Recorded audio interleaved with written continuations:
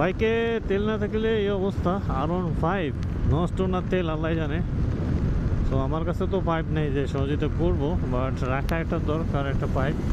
তাহলে এরকম কেউ বিপদে পড়লে দেওয়া যায় আর কি, খুব ভালো হয় আর কি।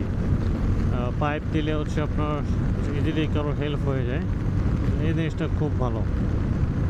আর এই যে একটা স্টেশন, এটা হচ্ছে নিমতলা রেলওয়ে স্টেশন, নিমতলা আর কি। এটা হচ্ছে মডার্ন গ্রিন সিটি আবাসিক এলাকা। ও, এই রাস্তাটা অনেক সুন্দর দেখা যায়, বুঝছেন? জানি না সূর্যোদয়টা কেমন দেখা যাচ্ছে আপনাদের কাছে। এই যে একজন নবাব উল্টা দিকে আসতেছে।